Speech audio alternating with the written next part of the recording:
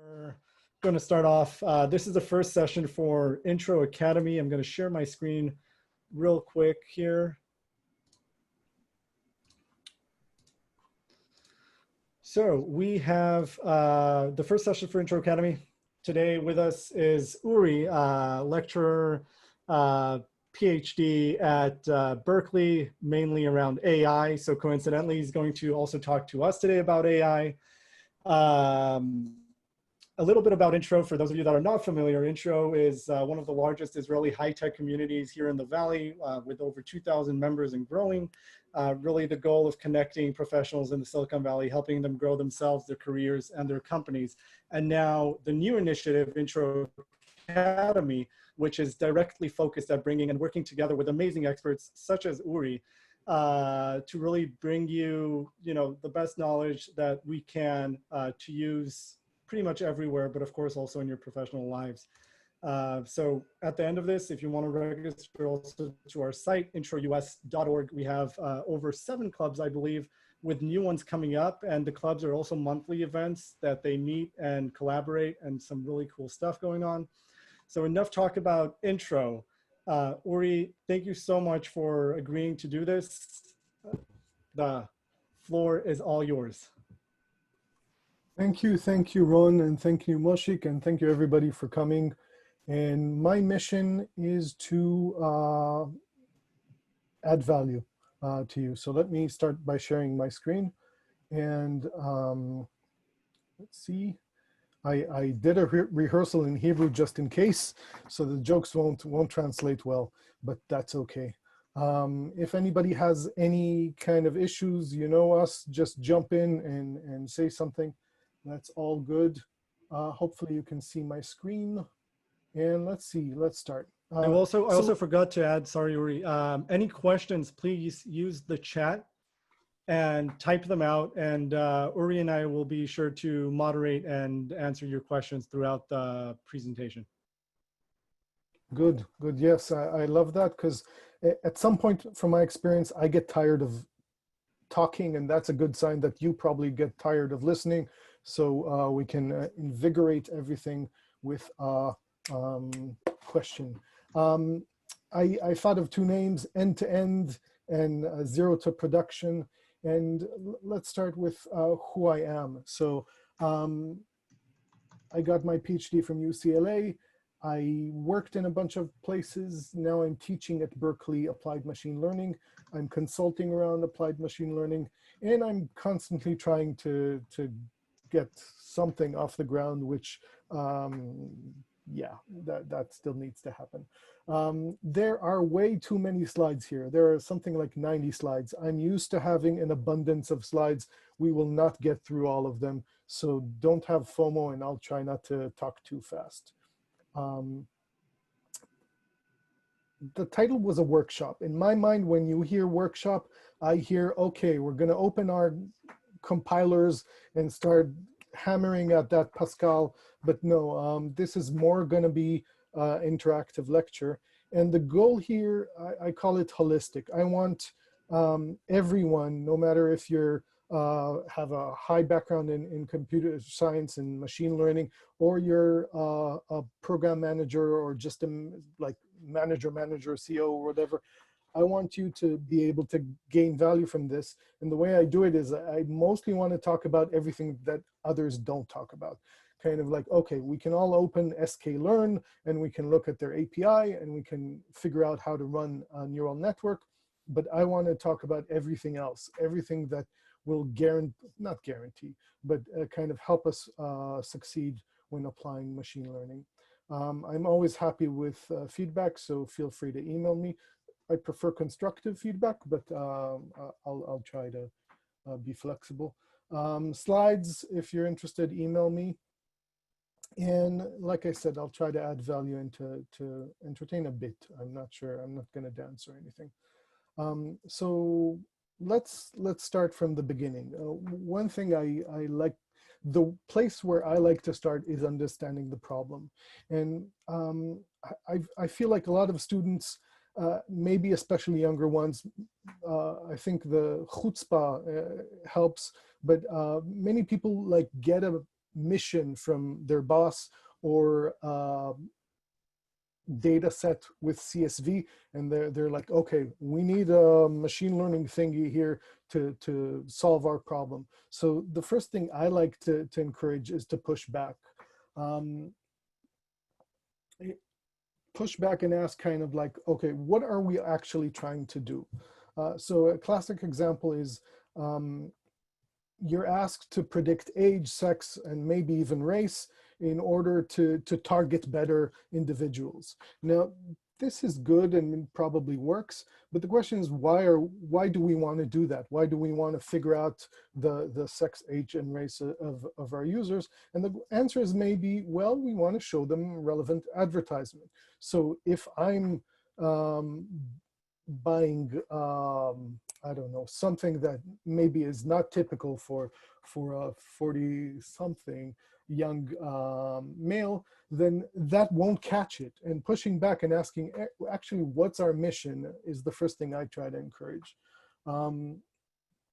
Secondly, understanding the product constraints. So again, we can start from the end and say, hey, what we want is to alert people if there's a danger on the street. But understanding the bigger picture will tell us, hey, there's a give and take here between having an early alert, meaning I'm pretty sure we're going to have an accident in maybe 4 seconds, versus a false positive rate of like, hey, we're all gonna die, right?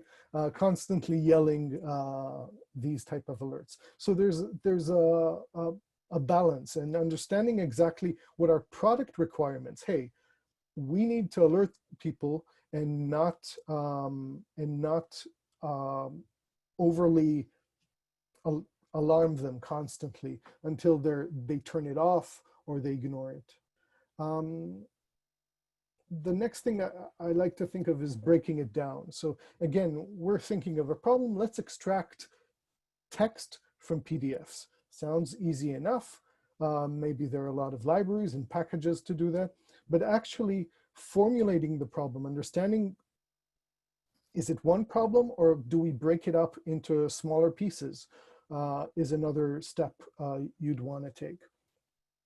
And here, extracting data from PDFs, we can see that, hey, sure, we can run an OCR engine from Amazon or Google, but maybe we want to do some pre-processing before. What we get is structured OCR data, which is just visual text laid out on the page, and that's not good enough. So we might want to add another element of machine learning that actually understands where is this field that we try to get. Maybe it's spread out on 2 pages and not just one. So breaking that problem down and understanding what the specific problem, what's the input, what's the output that you want to solve, that's another thing. One thing I'd like to mention is ML for ML's sake. And it sounds funny, but investors like AI, engineers like AI, customers like hearing that they're using AI. So there's value there. It's just important to understand that that's what we're doing, that maybe the solution won't be the perfect solution. Maybe it's more of a research project. Maybe it's a proof of concept with a longer vision. So that's kind of one thing that I want to mention. Ron, any kind of questions so far that we want to? I mean, so far it seems that everyone's an AI engineer. So okay, yeah, I know everybody took Coursera, so I hope to still give a big picture. Okay, so we defined our problem. Let's say we are trying, given structured OCR data, which is kind of a mess of here's some text, there's some text. Let's try to, or maybe a simpler problem, let's see what families of problems can we address with machine learning. And the 2 typical ones are supervised learning and unsupervised learning. Supervised learning requires labeled data. So we'd have an X with a whole bunch of features. So think Excel, think a whole bunch of lines from Excel, and each column is a feature. So we have the square foot of some apartment, we have the number of rooms from some apartment, and we have another column that we call Y, which is the labels, and hence labeled data in supervised learning, because we're giving it the answers. We're saying we're trying to approximate numerical values such as house prices, or maybe categorical data such as breed of dog. So we're trying to predict what breed is in our image.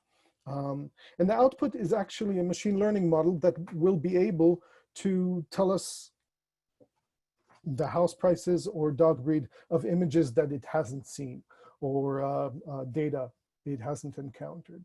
So that's supervised learning. We're teaching it one thing at a time. Here's the input, and this is the output I expect. And as a result, we have some sort of program or machine learning model that that allows us to predict on unseen data. Unsupervised learning, I always like to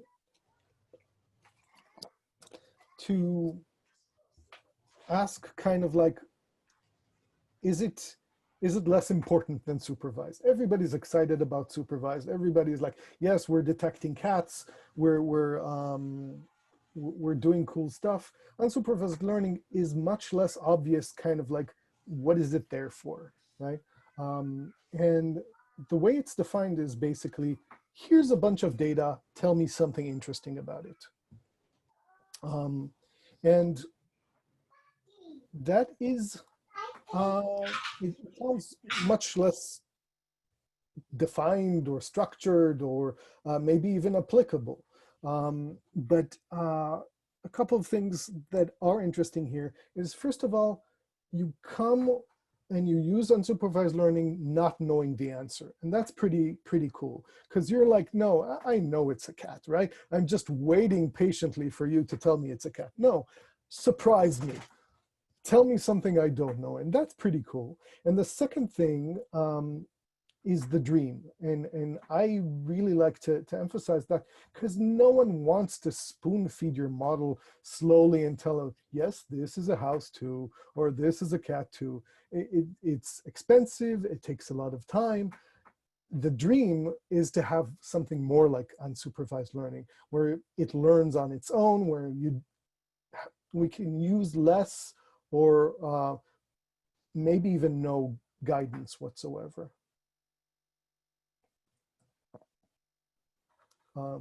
Feel free to wave your hand, Ron, when good questions are coming. Okay, so we have supervised and unsupervised. So we took our problem, we broke it down, we decided on something we want, and it kind of fits in one of these boxes. That's what we did so far, right? Now, how does the data look? This is an example of the data, right? Think Excel, we have a whole bunch of lines. Each line is an instance or an example or a training example. And we have things that kind of we are gonna know even about houses we don't have the price for. And then we have the label data, the Y, where we have the house prices. And this is the setup for supervised learning. So the next thing after defining the problem is we'll want to have something like this to work with. Unsupervised learning is more interesting. And here they took a whole bunch of books from 3 authors, I think, that are known as kind of with more dark tones. And we're feeding it to the unsupervised learning, and it's spitting out topics. It's saying, hey, I looked at this, and given maybe 3 topics that you told me that there are, here are the topics I think. The first topic is characterized by words and probabilities. And it says mean, night, fact, young, return, great, human. And the second one is death, love, Raymond, hope, heart, and so on and so forth. And the interesting thing is it's labeled as topic 0, topic 1, topic 2, meaning we have no idea what this is. We have no label to give it. We have no name to give it. But we can look at it and kind of understand kind of how things are laid out in our data, our document corpus, or a whole bunch of words. Now let's look at house prices. I think it's house prices. No, customer segmentation. So we have a whole bunch of customers, and here they're colored in green and yellow, but we have no idea what they are really. They're just customers coming to us, and for some reason we know the spending score and we have the age.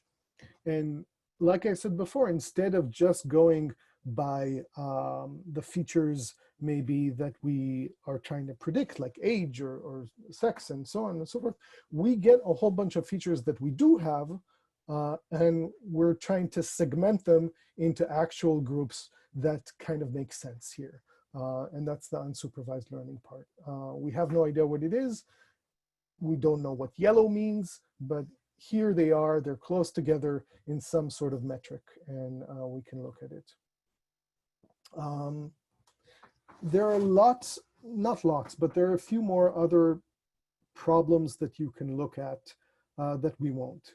Reinforcement learning will look at things like chess and Go, where there's a lot of interaction and you'll only know if something worked at the end. I won or I lost. Self-supervised learning is interesting and worth looking at. Semi-supervised learning is often mentioned, including zero-shot learning and few-shot. There are a lot of shots and learning types, but we'll focus on supervised and unsupervised, which are the classic ones. So the takeaway from this chapter is understand the problem, find the problem, define the problem well, and then you can work with it and start applying machine learning. Questions about anything? Maybe we can just jump in. Let's try that.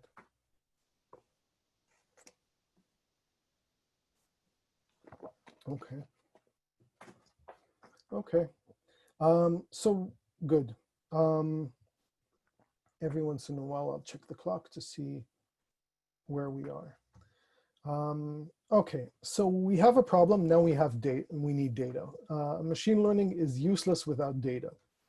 So this is typically how it works in an organization. Whether it's small or big these days, it behaves kind of the same. Data is scattered all over the place. So if you're Facebook, Google, Yahoo, then data is scattered all over different servers and different divisions. But even in today's startups, and one person can scatter his data, their data, all over the place. It can be in Shopify and Slack and whatever, Stripe and so on and so forth. So data is scattered all over the place. And what you typically want, if you're going to apply machine learning, is to assemble all the data in one place and know what your data means. And it sounds much easier than it is.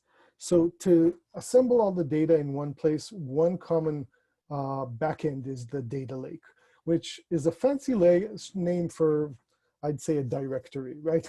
You throw all your data in S3 and you call it a data lake, and you feel very fancy. I'm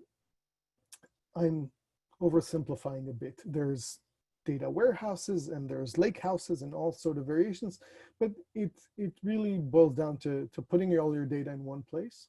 And then the data catalog is supposed to tell you what's there. And I encountered this several times in the past of trying to figure out what the heck this field means. And it's much harder because you start looking at the code and you find the person that is in charge of that code, and you look at that field and it changed in the last version. So this is a much harder problem than it seems. But that's the basic idea of how to approach it. You want all your stuff in one place, and you want to actually document well what it means. And this is pretty much how it works. And then you can go deeper, and I won't go much deeper because I don't think beyond mentioning it, it will be interesting enough, but there are techniques called ETL and ELT that basically are variants of, I take stuff from different servers and I maybe change schemas. So maybe first name, last name turns into one name, maybe a date in a Hebrew format turns into an English format, and so on and so forth. So this this transformation and joining of the data happens here. And that's something called ETL or ELT, which again, there are a lot of things that talk about doing this. AWS Glue. I'll mention AWS as an example often because they have so many of these services. But AWS Glue is one example. But in the end, after reading some stuff, it all boils down to Apache Spark maybe, which is a simple library to distributed library to manipulate data at scale. And that's from Berkeley as well. Yeah, extract it from the database, extract it from the server, extract it from the log, transform it, join it somehow, join all these pieces together to form what we saw before, what we want, which is this beautiful, simple table of columns and rows. And that's it. That's your data. Only I skipped over this joining part, and I want to pause here because, again, it seems like one of those things, we know how SQL join works. It should work, period. But this is much more complicated than it seems. First of all, it has 1,000 little names, entity reconciliation, record linkage, and whatnot. But the input in the end is a whole bunch of unstructured data from all over the place. And the output is joined data, meaning we see Brad Pitt data from IMDb and we see Brad Pitt data from Wikipedia. And you'd think, yeah, it's Brad Pitt. We know it's all about the same person. But figuring out that it is the same person is actually much trickier. And the classic example is first of all, names are not absolutely unique. And we can see it here with our friend Michael Jordan, the basketball player, and Michael Jordan, the machine learning researcher. But this highlights one of the things you'll see. Getting to 95% maybe even is pretty easy. Go by name. Yes, if it's the same name. No, if it's not the same name, and you're done. But you'll find that stops working really quickly with noise in the movie title, with variations on Bradley and Bradford Pitt, not that that's his name. So there's a limit to what you can do with simple stuff. Simple works well, especially if you actually have an ID or a link back and forth from IMDb to Wikipedia. But in the end, think of Brad Pitt's Wikipedia page and how many movies are there, and Brad Pitt's IMDb page and how many movies are there. And if you build a simple similarity between the two data sets, you'll see that it's not such a big overlap, maybe in one way, maybe not in the other. So you start thinking of, okay, what features can I build to join these two pieces of data from two different sources and essentially classify two instances of data about the same person as, yes, it's the same entity, and no, it's not the same entity. And that's kind of what I did regarding knowledge graph stuff. So high level, that's the challenge of getting the data joined and transformed in the same schema. Next, supervised learning, right? Where we want to have those labels of spam, not spam, cat, not cat, and maybe house prices. If you need to label stuff, pretty much the solution that you'll hear is Mechanical Turk, and that's perfectly good. It's an AWS service where a lot of workers come and label stuff or answer questions or fill forms for cents for each instance. And AWS also did a similar stuff, more sophisticated service called SageMaker Ground Truth, which also essentially builds on Mechanical Turk. But in the end, you have to do it. You either find data that's already labeled, which is great if you can. You hire people to label it, which often is unavoidable. You can apply some simple heuristic or simpler model to get you started and label stuff afterwards. And this is a growing field that maybe you want to pay attention to. Synthetic data is often talked about, and augmented data. And particularly, I think, in the scope of self-driving cars and such. But synthetic data means creating data from scratch, right? And you can create the whole scene or a video. And augmenting data means I have a little bit of data, but let's flip that cat upside down. Let's play with its color saturation. And it's still supposed to be a cat. Maybe let's add noise. Let's add random items in the background. So that's synthetic data and augmented data augmentation, essentially. Mechanical Turk I mentioned.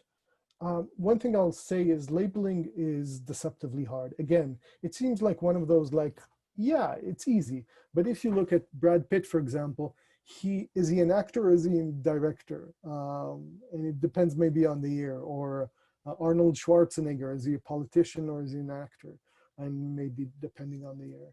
So labeling is hard, and typically what you do is ask 3 people, and if they disagree, you'll ask maybe 2 more or 1 more, however you want to play it. And again, this is kind of how typical data looks.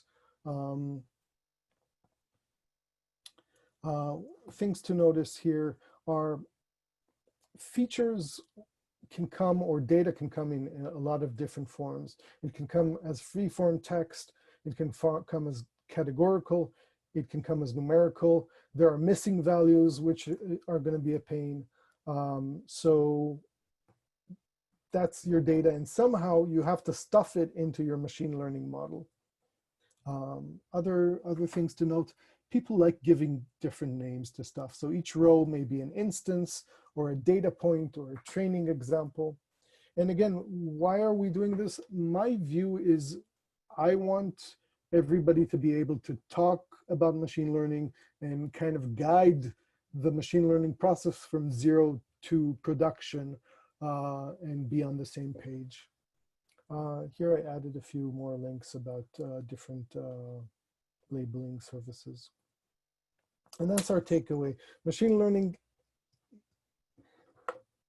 you can view machine learning as kind of a prism, a lens through which you're trying to play with the lens, and the data is there, and you're trying to draw a nice picture of red on one side and blue on the other. But in the end, if your data is nonsense or not good enough, then it doesn't matter what machine learning you're going to throw at it.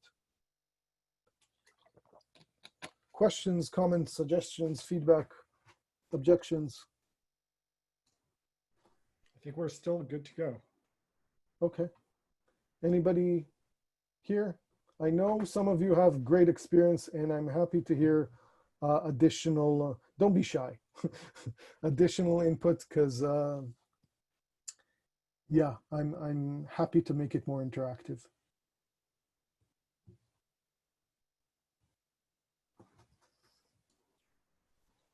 Okay. I'm not going to call on a random person as I do in class, maybe. Good. So next I wanted to highlight the fact that we want to look at the data. Okay. And that's another thing that people often overlook, is the fact that if you get your data from Larry Page and you assume it's perfect, it may not be perfect, right? It may have missing values. It may have outliers. It may just have junk sometimes. So look at the data. Actually explore the data, and often it will surprise you.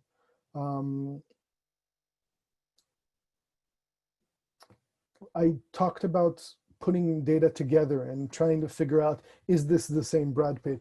And one thing you'll note is that sometimes you're gonna mess up, and sometimes Angelina Jolie and Brad Pitt are gonna be merged into one source of information, which it doesn't work. So look at the data, look at specifically at stuff you put together. Does the data cover all the classes that you're going to look, or all the categories? Are the feature well represented? The distribution of the features? How do the features relate to each other? Are they, maybe two of them say the exact same thing in different ways? And how do they relate to the label? And that will help you maybe start thinking of which features can help you, or specifically. This is something called the pairs plot, and it's easy to produce, and you just stuff that Excel sheet into it, and it compares every feature against every other feature. And you can see kind of, you can try to make sense of it and see, oh, these features are interesting, maybe we'll do this. The diagonal tries to compare a feature with itself, and obviously that's not going to work. So what they do is just create a histogram of the values.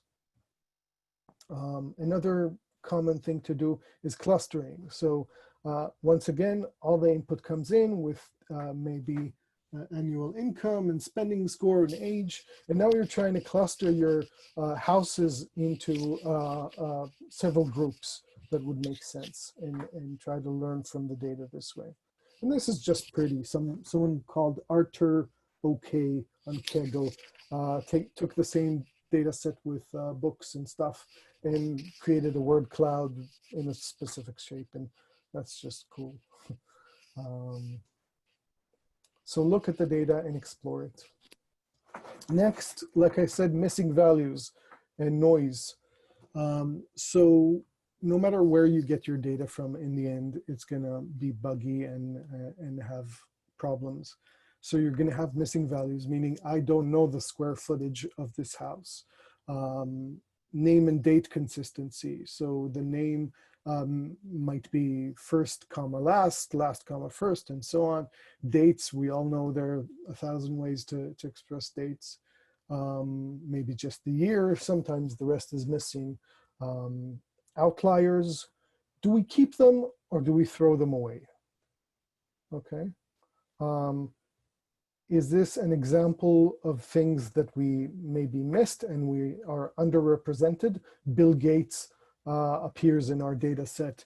Is that, do we need to represent it, or do we just throw it away and now everything's a nice straight line and life is good?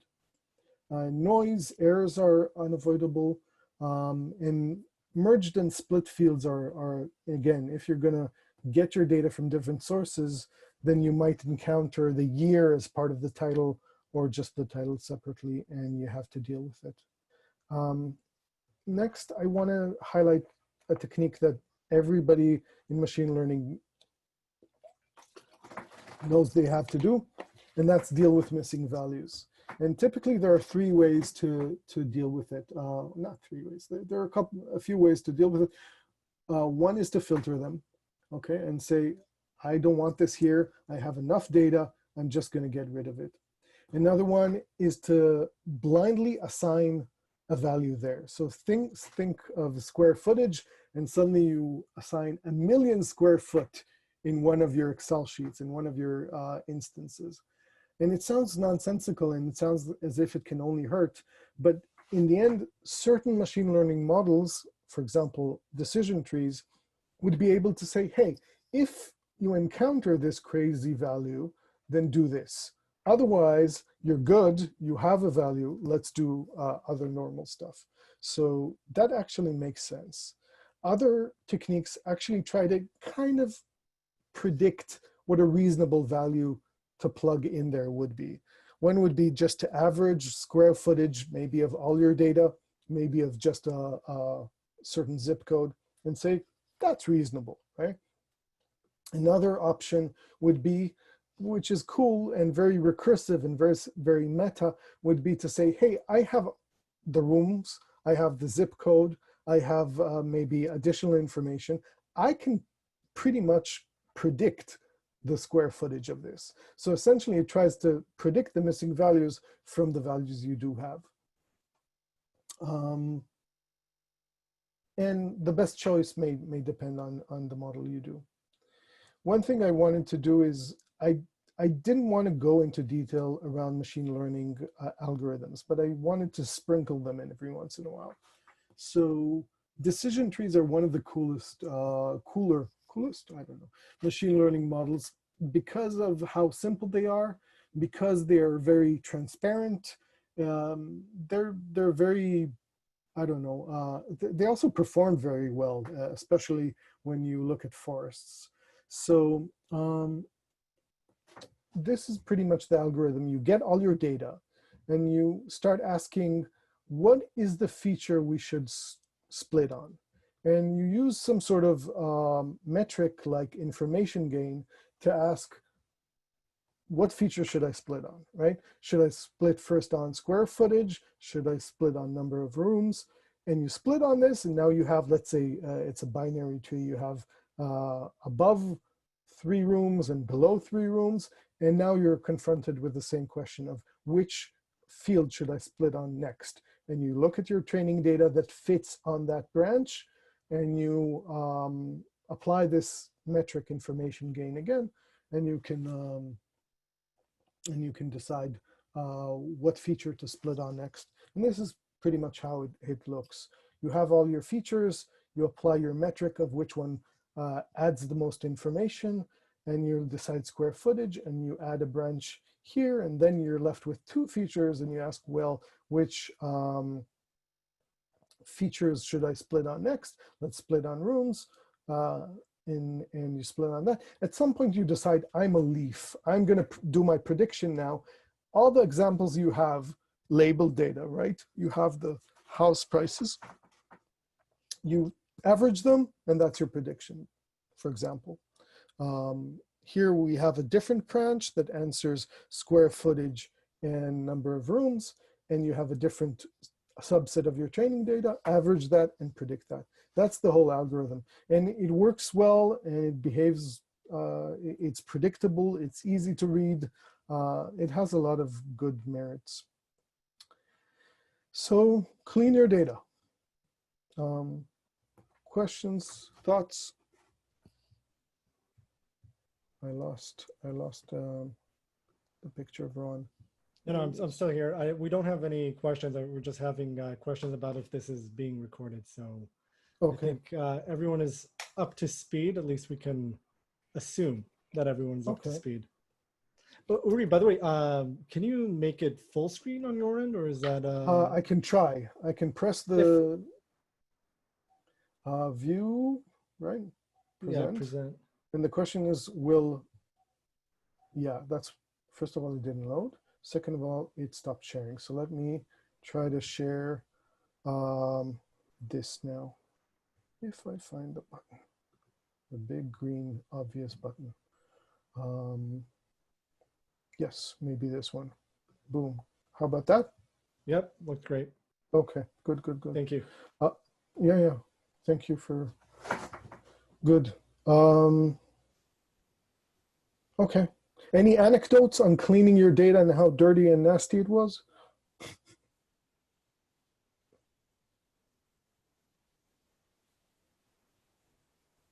Okay. Good. Let's see. So the next thing we have to ask is, okay, we have the data.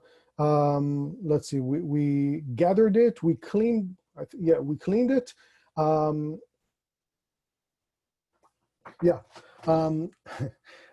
We cleaned it, and now the question is kind of like, what would success look like, right? What are we aiming for? And that's, again, all these stages are usually overlooked, right? You get a Kaggle competition, you are presented with a goal from your boss, and you're like, yes, this is good, this is what we want to do. First of all, push back. Second of all, what does good mean? And this will determine what you end up with, right? If you optimize for something bad will happen. Let me move you aside. So let's look at this from a machine learning perspective. let's think of every possible tree we could come up with for the houses, right? That is our hypothesis space. Everything is a theory, and maybe that will answer our question. We have our truth, we have our prices, we have our hypothesis. Here's a tree, that's its guess.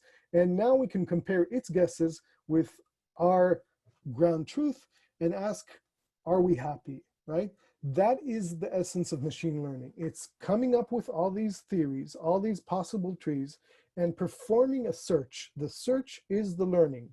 Performing a search in this possible space of here are all my trees to find the best one. And what is the best one? That's what you have to stop and ask yourself, kind of like, how do we define best? And here, just a second. Here's a good image that kind of exemplifies it and kind of highlights the difficulty of defining what best is and carrying it all the way to your actual machine learning algorithm. So let's say you are running, maybe you are running YouTube or some video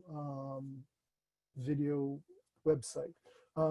What you really want maybe is a lifetime value. The user is going to stick with me for 20 years, and those 20 years, they're going to pay me a lot of money. But then you don't know this now, right? You can't optimize for it now. You'd have to wait 20 years to find out what you did wrong, and then kind of retroactively time machine your solution back. So instead of you're trying to find a proxy, a certain, what can I measure now that might reflect what I'm trying to do? So an example is engagement. If they're constantly using my app, they find themselves browsing through TikTok for an hour and a half each day, they're engaged, they're happy, they won't hate themselves in the morning and won't delete my app, right? So engagement is a kind of an attempt to say a proxy for a lifetime value. But engagement is fuzzy as well. In the end, we have to feed some sort of number for a label, some sort of actual target for a machine learning model. So we, again, simplify our world and say, hey, if they completed more than 10 videos a day, they're engaged, and therefore their lifetime value will be good. Or alternatively, the more videos they complete a day, the more engaged they are, the better the lifetime value. And this is so important, and it's so often that people forget about all these steps that in the end will determine how successful your machine learning model really is. Because the typical scenario is, we skip this, that's not important. We tell the engineer kind of like, do something.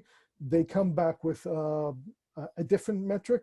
Let's say videos opened. They run, they train the model. Its accuracy is unbelievable. They hand it in, and now everything goes to hell. And maybe we only find about it afterwards, years later. So that's kind of an important thing, that this kind of part, that's what I wanted. So a proxy, leading and lagging indicators. Lagging would be lifetime value. Leading would be, did they click, right? Our metrics of success will determine, no, that's not what I'm saying. Yeah, I highlighted these. And we really, from machine learning, we often, in the end, want one number. And that can obviously oversimplify things. And this is an example of how supervised learning works, kind of the plot, right? We're talking about what constitutes good. So we have our table of houses. We have lot area and building type. And by the way, I link to all of these so you can dig deeper on the data set and actually play with it with notebooks there. And we have the real sales price. And then we have our prediction. And now comes the step where we have to calculate an error or judge ourselves on how well we're doing. So for example, let's see if the next slide actually, yes. For example, we could deduct or take the difference of these two numbers over all our training data or all our test data, we'll see that, and either maybe absolute value them because we don't care if we're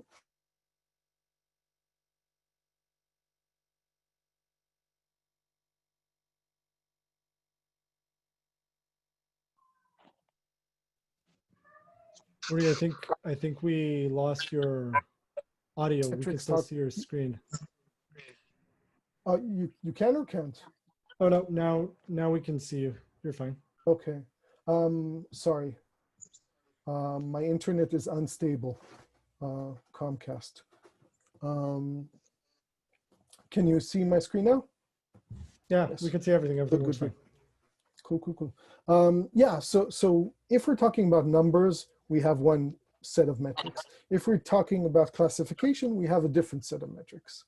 Okay, so here we see L1 and L2. If we're talking about search, precision at K, recall at K, and this goes and discusses all the different types of metrics, and I won't go into detail here, but in medical diagnostics, maybe you want to err on the, maybe it's okay to have false positives, meaning, okay, go check yourself. But it's not okay to have false negatives and you're like, you're okay, go home, take an aspirin. So different problems have different metrics. I won't go into detail. I don't think it's worth. Let's see, how are we doing on time? Yes, and that's your takeaway. Be sure, keep that image in mind of lifetime value, engagement, and maybe number of videos watched. Uri, I think we also have a question. First Yes, question by Yes. Oz. Oz, do you want to go ahead and ask? Yeah, sure. Hi, guys. Hey, Oz, thank you. Yeah, first of all, I love it. It's very nice presentation. Thanks. So I'm working in Better Health, and it's a marketplace for online therapists. And we ran A/B tests constantly, like every day, all the time. Now, we tend to have results that are not cohesive, which are not necessarily either significant or conclusive. So what we do next is like we're trying to understand better the data, and we're trying to understand and try different segments. We are creating cohorts, and we are trying to find out whether it's working better for new users or for existing users or for some that joined recently or from different country. My question is there any way that we can automatically find out which segment? So like to do this without, the manual effort? Interesting. First of all, thanks for the question. I appreciate people when you ask questions. I will try to think about this a little bit. So one thing we tried to do I tried to do at Yahoo in the knowledge graph stuff was to create a language to define, I'm not sure if this is a good idea for you, but I'll share the thought and you can run with it or say if it makes sense. Create a JSON that describes a way to create a feature, right? So you'd say something like take all the titles, lowercase, maybe tokenize, and then Jacquard, whatever, and you have a number. So it was an automatic way to create features. I wonder if you can do similar stuff with segmentation. Now, you can go crazy and you can kind of, and it's again, one of those things that we haven't gotten to it, but separate training data where you're like segmenting and testing and seeing, oh, this segmentation actually works well, right? and then testing on stuff you haven't seen and haven't touched and haven't used to decide which segmentation to use, and then evaluating it. Does it generalize well? Is it just this batch that I looked at, or doesn't it generalize well? And you could afterwards, if let's say you decide different ways to segment, you could actually explore automatically and search ways to segment. I don't know if anybody did this. It seems like a decent idea, but you can also kind of, unless you have that testing ground of like, I'm not just learning my training data. Does this make sense, Oz, or follow-up question? It does make sense. One of the problems is that we are not necessarily, we know in advance which are the segments as well. Mm-hmm. I see. Do you have any type of segmentation or features? Because again, you can segment by anything. You can segment by time of day they come. Exactly. Or, I see. It's interesting. I'd say clustering maybe would be an interesting avenue. Because you have time of day, right? You can give it to your unsupervised learning and say, cluster me 3 segments, right? And maybe one would be high buyers, low buyers, and everybody else, right? That kind of exploration would be interesting as well. Yeah, that might be interesting. I can, by the way, can we take it offline later as well? Yes, please, please. I'm happy to talk. Sounds good. We'll talk about it. Cool. No, but it's a welcome break from me just shooting through these slides. So I appreciate questions, and it makes things more interactive and interesting. So thank you. Okay, let's go, and then we can circle back to questions, please. Right? More questions? Perfect. No, we can circle back. There's another question, but we can circle back in the next break. Okay. I'll talk a little bit more, and then happy to get questions. Okay, and this goes to splitting your data, and this is super duper the most important thing in the world. So you worked hard, and you gathered all your data, and you labeled it, and you're sweating, and it's hard, and it's painful. Remember this line from imaginary non-existing book. Thou shalt take a portion of thy data and cast it aside for the gods of generalization.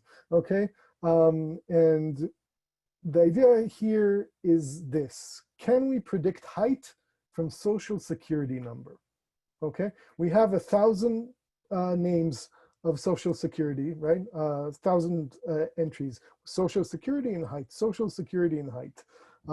First of all, you probably can, because they go up, and with population it goes up and down. But let's ignore that for a second. If you give a machine learning model enough resources, it will memorize them.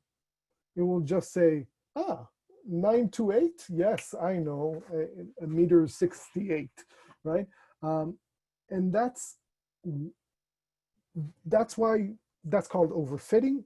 And that's why we want to split the data, and we want to set some data aside for us to check ourselves and see, are we actually learning something meaningful, or are we just maybe memorizing and overfitting a solution?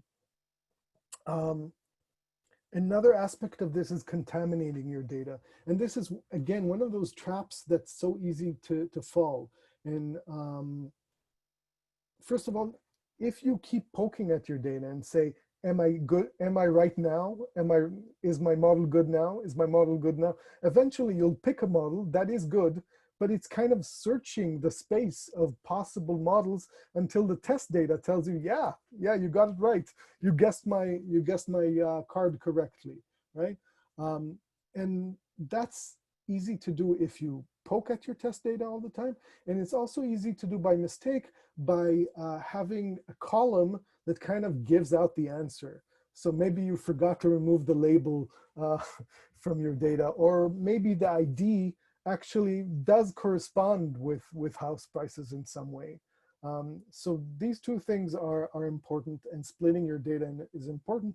And this is kind of how it works. You take your label data and you split it into three parts. The training data, you can look freely, you're going to train on this, you're going to adapt, you're going to explore the space of possible decision trees to pick the best one for the training data. And then you're going to evaluate it and say, hey, how am I doing? Maybe I need a deeper tree, a shorter tree, a deeper neural network. You're going to decide all sort of decisions, and you're going to do this by evaluating on the dev set, which combats exactly that, because the training set can memorize all the social security numbers it wants. If it obviously is not going to be the same data in the dev set, then that's useless, right? That's not going to be helpful for anybody. That checks generalization. It still kind of contaminates the dev data. Again, I didn't see a lot of people saying that, but it kind of contaminates the dev data. And that's why we have the test data aside to actually check how well you're doing. Thoughts, questions? This is a good time if anybody has. Yep, we have two more questions. One by Noi. Noi, do you want to ask your question?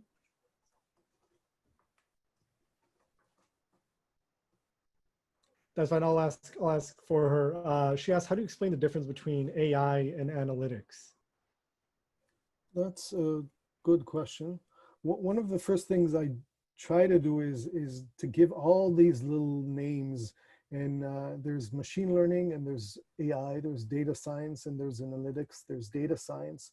And I feel like to a large degree, the difference is somewhat arbitrary and historical and random, but at the same time, let's try. Machine learning often limits itself to a bunch of these type of questions. And maybe other people will probably have perfect definitions of exactly what is what, but this is my hand-wavy intuition. Machine learning kind of limits itself to these type of questions of, I have a function and I have training data, and I'm trying to pick the best function that kind of explains or predicts the label from the, see, that's where it gets iffy, because unsupervised learning isn't exactly that. But I'd say machine learning limits itself to these type of problems, to a set of problems. AI is the broader, more open field of, we want to create intelligence. We want to somehow emulate, recreate the same type of intelligent behavior that we see from humans. And data mining, not that it was asked, is a lot about, I'd say, a very few set of techniques that kind of, or algorithms that kind of data mining likes. For example, frequent item set counting.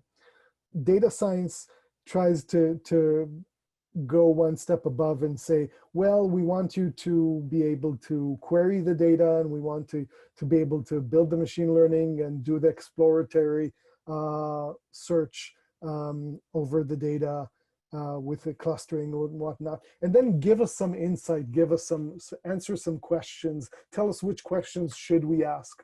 That's data science. Analytics,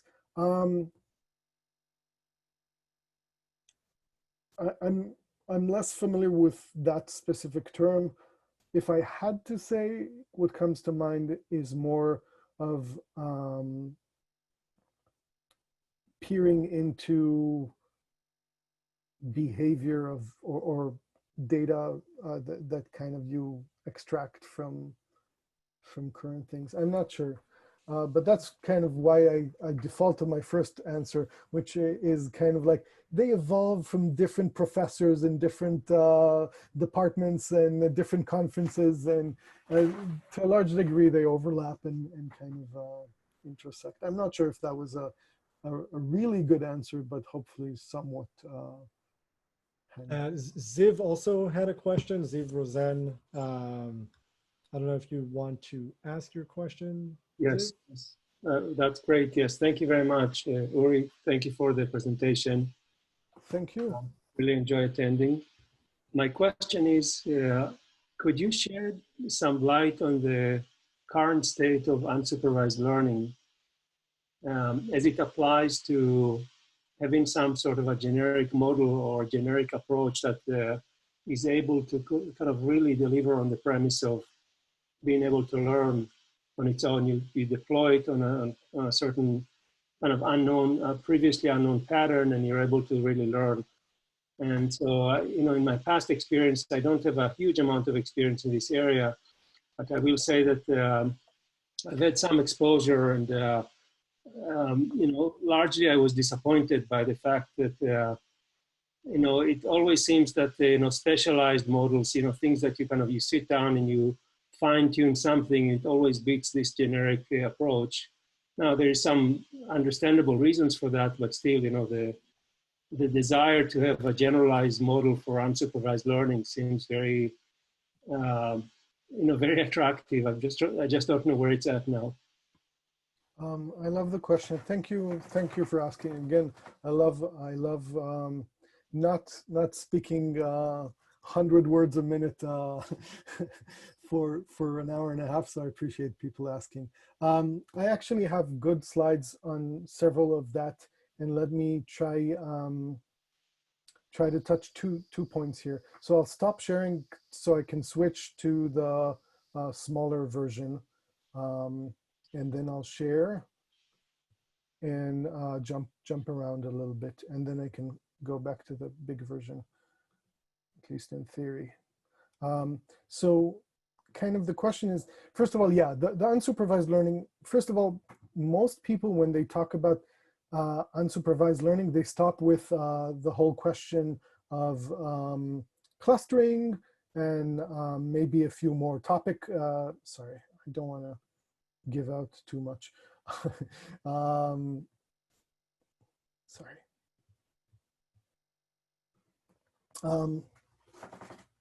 They stop with a very limited set of kind of classic machine learning algorithms. And that's why I like pushing that envelope and saying, okay, what else falls in here, including the dream of like, I want you to learn and I don't want to spoon feed you. So two examples here. One would be something like ImageNet and deep learning. ImageNet was this huge labeled data set. It was this, let's see if this is it. Yeah, ImageNet was this huge labeled data set that in combination with deep learning and the really evolution there, combined really pushed the field forward. Before this, everybody worked hard on feature engineering and coming up with these really mathematically clever ways to extract features from an image that would allow us to classify things.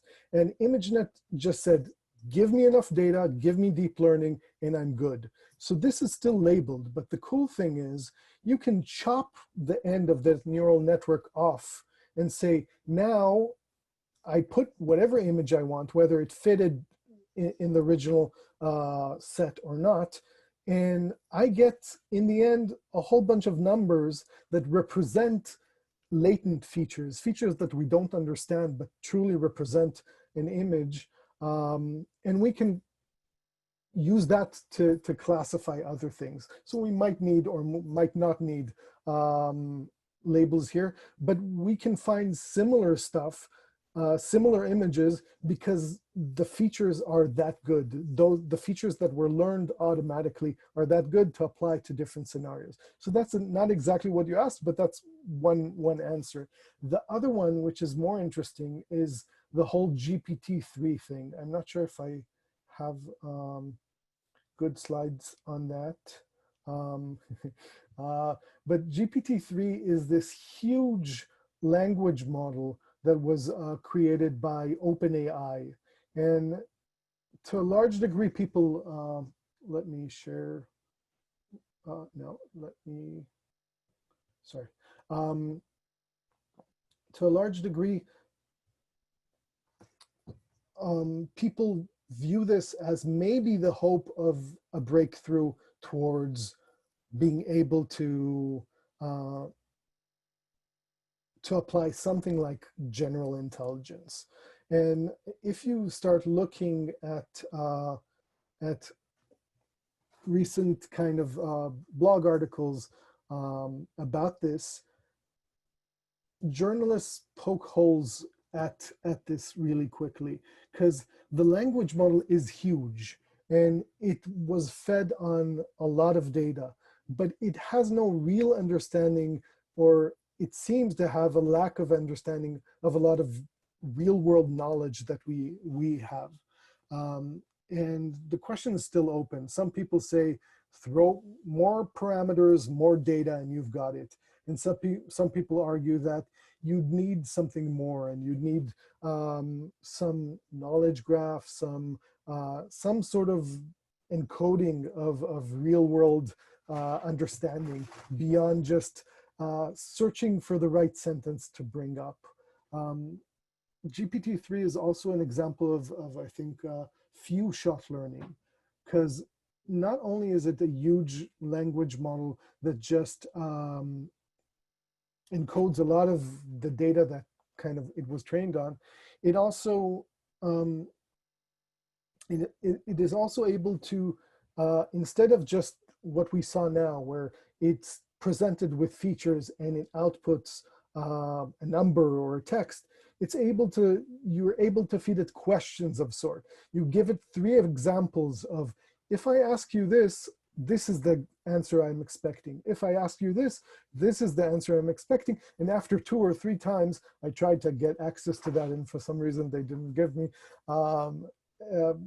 After a few examples of the interactions you expect, it's already able to be presented with something new and give a response. So I'd say that is the closest thing that I've seen to coming close to that behavior. And the jury's still out of whether you just need to crank that up enough or you need something that we're missing. And I'm leaning towards the we're missing something part, because otherwise it feels like a search engine, a really sophisticated blendery search engine. And I'm butchering it probably, but that's my thoughts.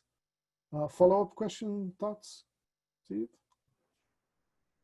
No, I think, thank you. This is very, very helpful. I was, I guess, I don't want to take too much time, but one of the classes of models that I have seen trying to kind of address this question was biologically inspired models, right? Mm. And so, meaning that kind of the idea that our brain is essentially presumably learns in this way, right? And kind of it's an unsupervised learning machine, or at least some aspects of it are behaving that way. And so if you model your AI around how we understand the brain to be working, then it would yield this in kind of a similar capability. Which one? So again, this is kind of an area I know is evolving quite active, but I'm not sure where it stands in comparison to the more, I guess, quote unquote, traditional AI approaches. Interesting. Which one, which model? And then we'll move on, I promise. Okay. There are a few styles. One of them, I'm not sure if you are familiar with a company named Numenta. I'm not sure. I have to hear more after. Okay, sure. I'm happy to. Thank you. Cool. Thank you. So let's move on. And this is my takeaway, probably. No.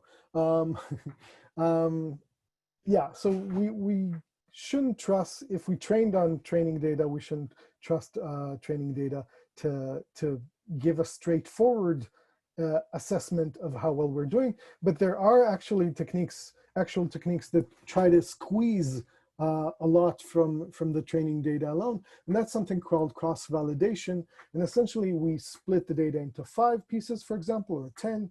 And each time we choose a subset as the training and the rest as the dev And essentially we do this several times, and then we average, and the result is actually a robust evaluation of how well we're doing. And we can, like we said, label data is hard to come by, and as a result, we kind of squeeze more out of it. So yeah, and the takeaways, make sure your model is not memorizing or cheating by looking at some column that you inadvertently kind of snuck in, like an ID that signifies age or whatnot. Let's check our timeline, because we are running a little bit closer to the edge. And we're at 4 and I have 10. So let me find the more interesting ones, just a second, and then we'll switch to them. So we have baseline, and the idea of baseline is we want to, if I told you, I came back to you and I was tasked with building a machine learning model, and I told you, I have 75% accuracy, and I seemed very excited. Is that really good? Is that not good? Is that bad? Who knows, right? It may be not good enough for product. It may be good enough for product, but is it really a good result? And that's why we need a baseline. And a baseline is something to compare to. It's a line drawn in the sand saying how well we're doing. And a baseline might be, hey, we have this model that actually works. We downloaded it from Google and it works already. So that's what we're going to compare with. It may be a simple algorithm like nearest neighbor, which I love. Or it may be a stupid heuristic. And that's my next slide, or my next slide. An ode to stupid heuristics.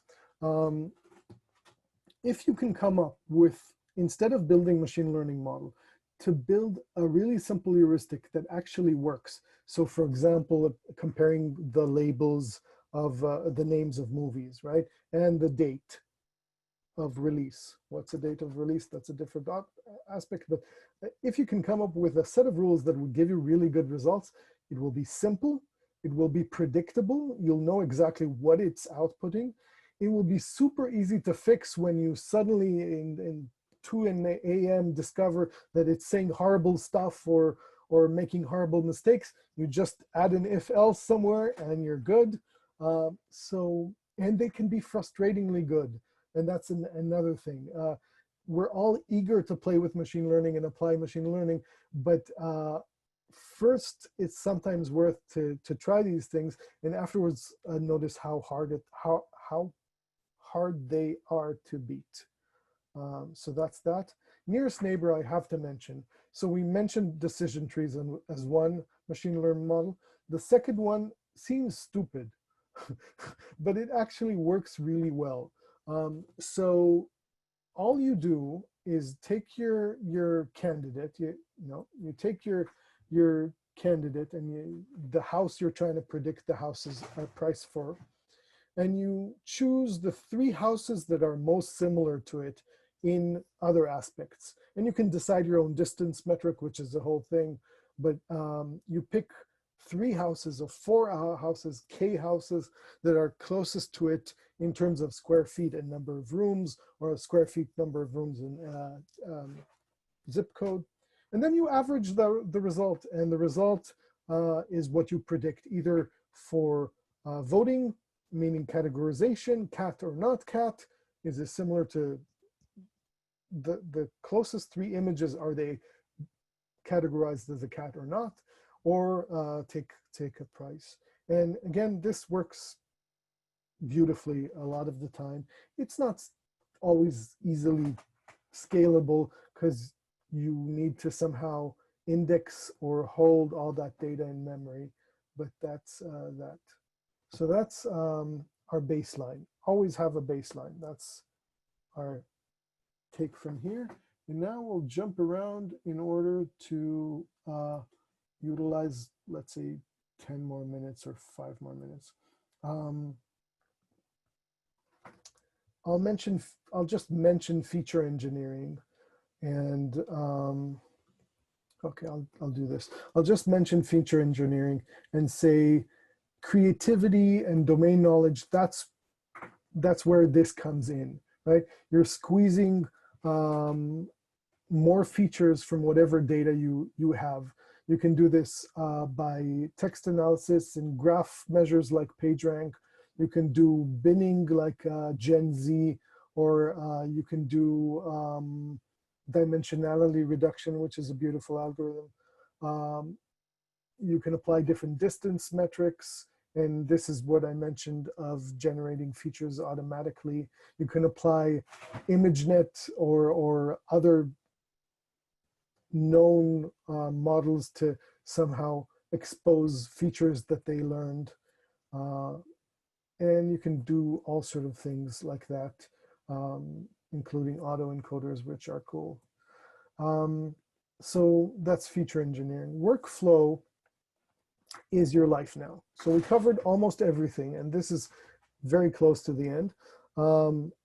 We collected our data, we cleaned our data, we defined our problem, we figured out what problem are we talking about, we did all this, we defined what's good, and now what does your life look like? This is your life now, right?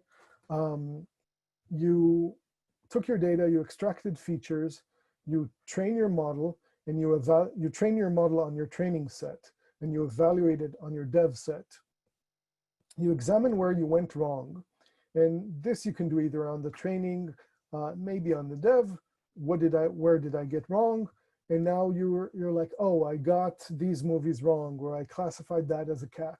Okay, let's come up with new features or more data and more models, and go on and go further into the rabbit hole. So that is kind of where most things end. This would be a great place to stop. Perfect. Yes. Now you have your model, you improved it, you're happy with it. Now you want to make it available to the world. The two things I'll mention to close with, there are a lot of different attempts to make life easier there. One pitfall that I'll mention is that you developed all this, for example, on your laptop, and now you hand it proudly to your engineer, and they're going to run it on AWS. Things are going to break. So things like containers and SageMaker from AWS and different serialization of your model in different ways, try to make life easier so things don't break when you switch to production. Keeping track of all the things, one of the things I like to mention is start thinking of your models as part of your software, okay? It's gonna run as part of your software. Start thinking of it as part of your software. It's gonna need versioning. You may need to reproduce it from scratch. You may want to unit test it to make sure an obvious cat gets classified as a cat, right? Or something like that. So there are a lot of options for deploying. There are a lot of pitfalls for things that go wrong. And that is probably my last slide that I want to share. The library changed, meaning you counted on distance metric being calculated in one way, and it's actually done in the new version in a different way. Your data source changed. IMDb changed their format. As a result, your data is different. As a result, your model doesn't work anymore.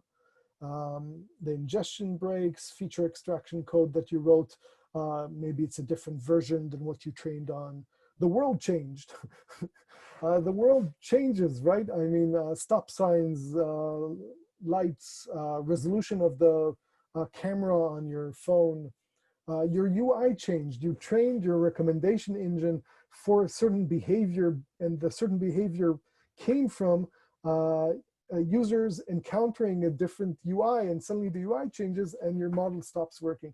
So there are a lot of pitfalls where things can break, and that's why you want to monitor your model to make sure it keeps working, and you want to unit test, and that's less people say that, but I believe it. And a lot of people are looking at different unit tests like natural language understanding, analyzing something like I live in San Francisco. And now unit test would say, would I get a different result of understanding if I say, I live in Berkeley or Manhattan or New York? And of course, your AI can be racist and biased, and European Union wants you to be able to explain yourself if you decide some medical decision or insurance decision. So yeah, that's kind of high level, and I think that's enough. We can stop here. So thank you all for sticking around for so much. Uri, I think we had yes, please, questions. Two more quick questions by Noi and Adi before we finish wrapping up. I don't know if others have more questions. Yeah, I'm happy to stick around for questions. So Noi is asking, how do you suggest to build a model when there's no or limited data? Aha, I like that question. So the two techniques I mentioned, and let's go over them a little bit. One is data augmentation, which sounds super silly.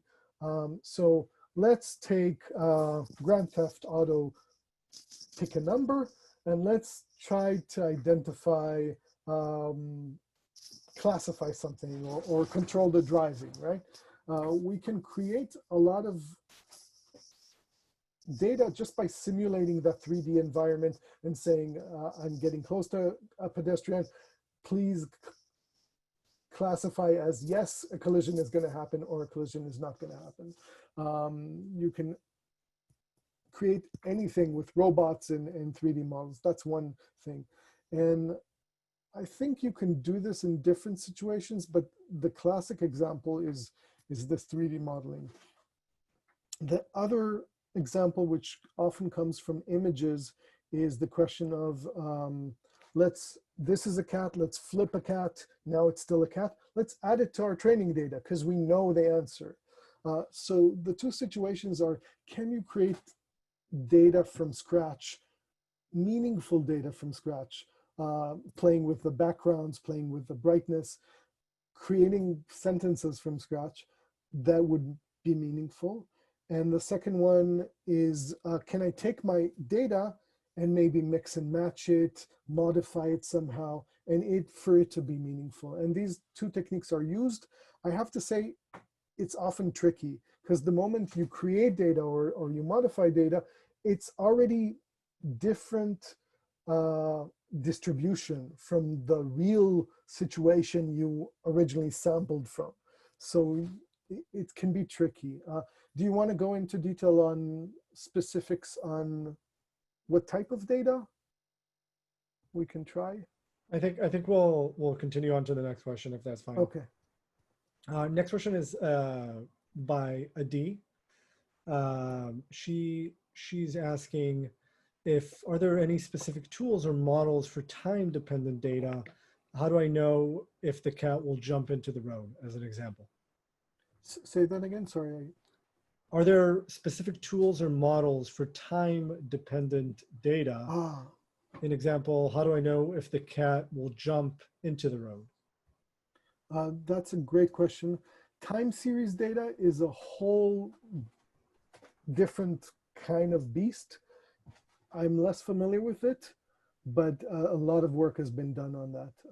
I'm just less familiar with time series data. But yes, it's a whole thing. And it's the classic scenario there is predicting maybe the stock market, where they're trying originally to predict stock prices with little or no actual information about what the stock represents. But I'm less familiar. Perfect. I think that's all the questions we have. Thank you for everyone that joined us. Uri, thank you so much for doing this. And this was great. First session of Intro Academy. If others have more ideas about what they want to learn or about what they want to teach, please reach out to me. And again, Uri, thank you. I'm happy to, and please, how would I do this? No. My email is shuri@shuri.org. Feel free to contact me. I'm happy to to answer questions.